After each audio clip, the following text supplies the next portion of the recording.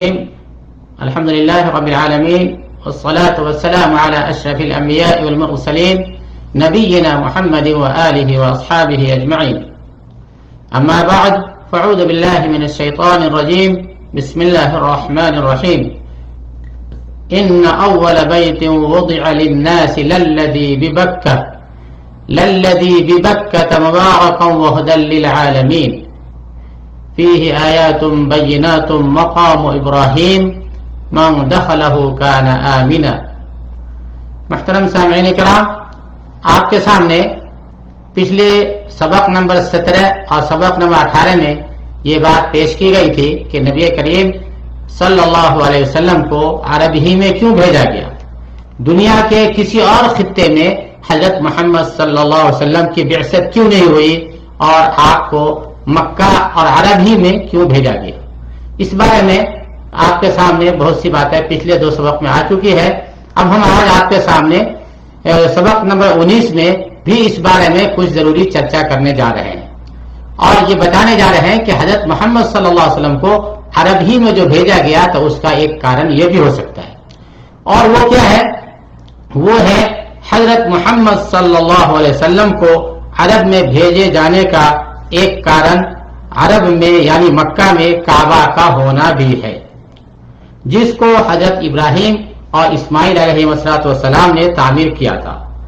اس میں صرف اللہ کی عبادت کی جائے اور یہ جگہ ہمیشہ کے لیے توحید کا مرکز بنے، یعنی کعبہ ہمیشہ کے لیے توحید کا مرکز بنے اور اس میں صرف اللہ کی عبادت ہو. اس مقصد سے حضرت ابراہیم اور حضرت اسماعیل دونوں باپ بیٹا نے کعبہ کو تعمیر فرمایا تھا. تو کعبہ کا عرب میں ہونا بھی اس بات کا کارن بنا کہ محمد صلی اللہ علیہ وسلم اور آخری نبی کو جو کہ پوری انسانیت کی ہدایت کے لیے بھیجا گیا ہو اس کو عرب ہی میں بھیجا جائے.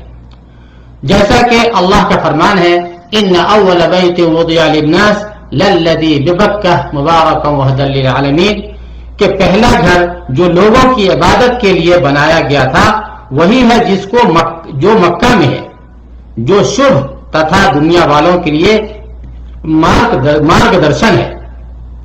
حضرت ابراہیم نے جب مکہ میں کعبہ کی بنیاد رکھی تو اس وقت یہ دعا کی تھی ربنا وابعث فیہم رسولا منہم یتلو علیہم آیاتک ویعلمہم الکتاب والحکمہ انک انت العزیز الحکیم. اے ہمارے پالنہار، ان لوگوں میں انہی میں سے ایک پیغمبر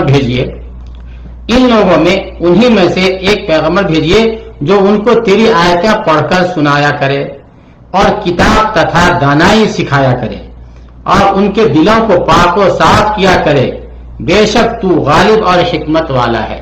یہ دعا تھی حضرت ابراہیم علیہ السلام کی. کب؟ جب انہوں نے کعبہ تعمیر کیا تو انہوں نے یہ دعا فرمائی تھی کہ اے اللہ، ایک پیغمبر کو انہی میں سے بھیجیے، ایک ایسے نبی اور رسول کو انہی میں سے بھیجیے جو ان کو آپ کی آیتیں پڑھ کر سنایا کرے اور ان کی تزکیہ یعنی ان کی اندرونی صفائی کرتا رہے. اس طرح کی دعا حضرت ابراہیم علیہ السلام نے کی تھی. اب دیکھنا یہ ہے کہ اللہ اپنے عام بھکتوں کی دعائیں ضرور قبول کرتا ہے، عام ہمارے جیسوں کی بھی اللہ تعالیٰ دعائیں قبول کر لیتا ہے. تو نبیوں کا استھان اور مقام تو بہت ہی ادھک اونچا ہے، نبیوں کا استھان تو بہت اونچا ہے. جب ہمارے جیسوں کی دعا قبول فرما لیتا ہے اللہ پاک تو نبیوں کا مقام تو اور اونچا ہے، اللہ ان کی دعاؤں کو بھی قبول ضرور فرماتے ہیں. چنانچہ اللہ نے حضرت ابراہیم کی دعا قبول فرمائی اور اسماعیل کی اولاد میں حضرت محمد صلی اللہ علیہ وسلم کو مکہ میں پیدا فرمایا. اسی لیے حضرت محمد صلی اللہ علیہ وسلم فرمایا کرتے تھے کہ انا دعوت ابراہیم و بشرا عیسیٰ، کہ میں حضرت ابراہیم کی دعا اور حضرت عیسیٰ کی بشارت ہوں. تو اللہ نے حضرت ابراہیم علیہ السلام کی دعا قبول فرمایا اور حضرت محمد صلی اللہ علیہ وسلم کو پوری دنیا کی ہدایت کے لیے عرب میں مبعوث فرمایا. تو ابراہیم کی دعا یقیناً قبول ہوئی جیسا کہ قرآن کی آیت سے کلیئر ہوتا ہے. لیکن اس بارے میں اگر ہم تورات اور اسلام سے پہلے کی جو مذہبی کتابیں ہیں اس کی طرف بھی اگر ہم مراجعات کریں، اس کی طرف ہم جو ہے ریفر کریں تو وہاں بھی پتہ چلتا ہے کہ ابراہیم کی دعا قبول ہوئی حضرت محمد صلی اللہ علیہ وسلم کے بارے میں. چنانچہ یہ تو بات تھی قرآن کی، لیکن اگر ہم بائبل دیکھیں تو ان میں ہزار کمی بیشی کے باوجود اس دعا کی قبولیت حضرت اسماعیل کے حق میں ثابت ہے. یعنی ابراہیم صلی اللہ علیہ وسلم نے پہلے دعا کیا اپنے بیٹے اسحاق کے لیے، تو اسحاق کے لیے دعا قبول ہوئی. اس کے بعد جو ہے اپنے اسماعیل کے لیے بھی دعا کیا، تو اسماعیل کے حق میں بھی اللہ نے دعا قبول فرمایا. چنانچہ دا بک آف جینیسس یعنی کتاب پیدائش جو کہ تورات کی لگ بھگ پہلی کتاب ہے، اس کی اشاعت جو کہ 1844 میں ہوئی تھی، اس کی عربی ایڈیشن میں اس طرح عبارت ہے. یعنی تورات کی عربی ایڈیشن 1844 والی میں عبارت اس طرح ہے. اللہ نے جو ہے اسماعیل علیہ السلام کے بارے میں دعا قبول فرمائی اسماعیل کی، تو اس طرح الفاظ ہے وعلی اسماعیل استجبت لک هو ذا ابارکہ واکبرہ واکثرہ جدا فسیلد 12 رئیسا واجعلہ لشعب کبیر. اور اسماعیل کے حق میں بھی میں نے تیری بات کو قبول کی، یعنی اسماعیل کے حق میں بھی قبول کی جو بھی دعا تو نے کیا، اور اسماعیل کے حق میں بھی میں نے تیری دعا قبول کی. دیکھ اس کو برکت دوں گا، اسے بڑا کروں گا اور اسے بہت بڑھاؤں گا. چنانچہ اس سے 12 سردار پیدا ہوں گے اور اسے ایک بڑی قوم بناؤں گا.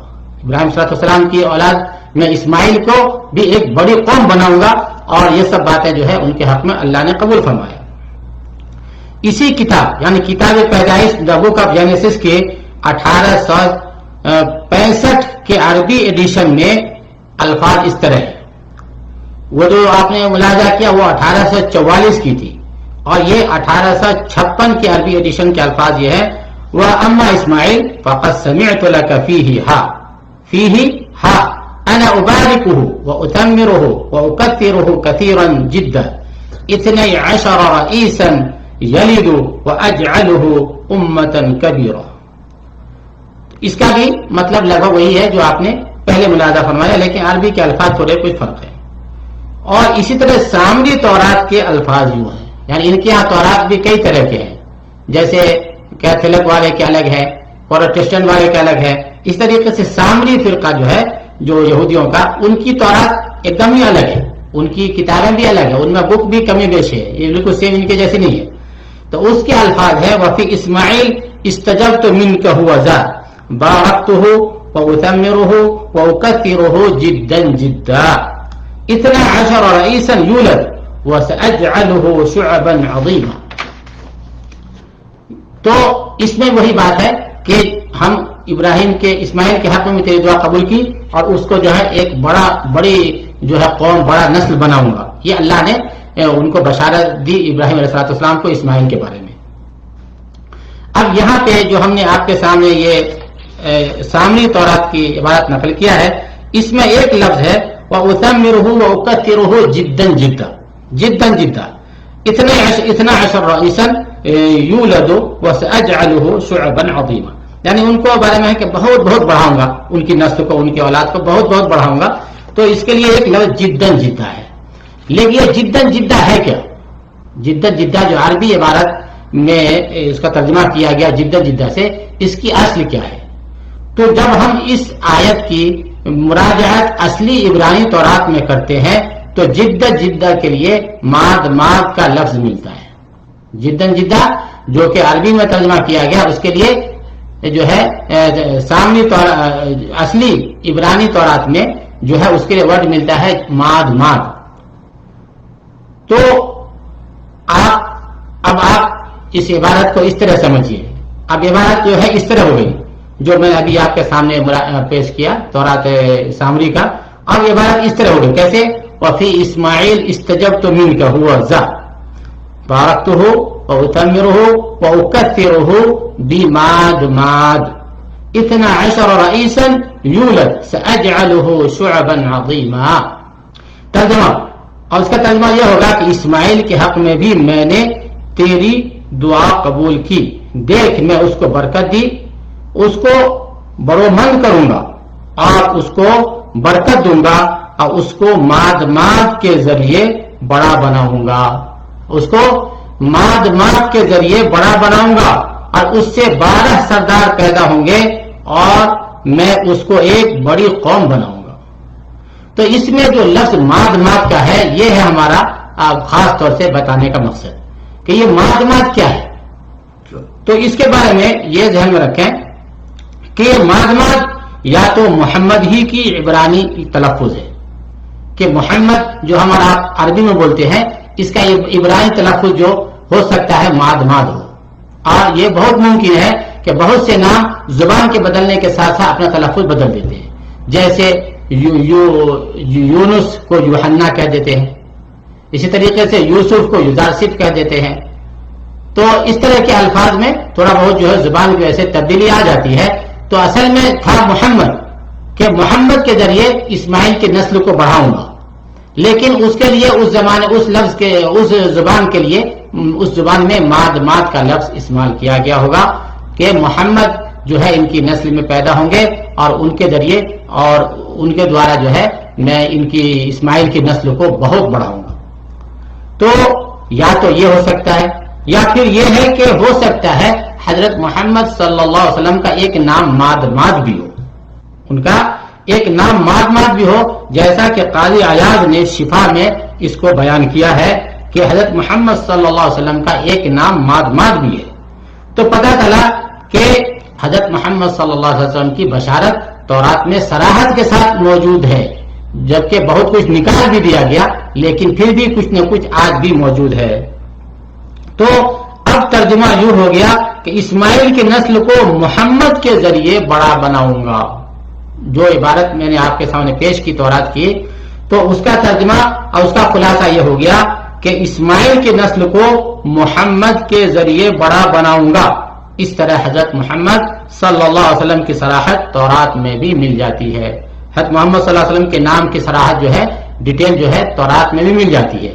تو بتانے کا خلاصہ یہ ہے کہ ابراہیم علیہ السلام نے دعا فرمایا تھا تو وہ دعا قبول ہوئی جس کے بارے میں قرآن نے صراحت کر دیا, اور تورات سے بھی پتہ چلتا ہے کہ اسماعیل علیہ السلام کی حضرت ابراہیم کی دعا قبول ہوئی اسماعیل کے حق میں. اسماعیل کے حق میں دعا اس طرح قبول ہوئی کہ ان کی اولاد میں حضرت محمد صلی اللہ علیہ وسلم پیدا ہوئے, اور وہ سب سے ان کے ذریعے پوری دنیا میں جو ہے اسلام پھیلا, اور وہ ایک عظیم نسل ہوئے, ایک عظیم جو ہے نبی, اور پوری دنیا کے لیے ہدایت کا سامان بنے.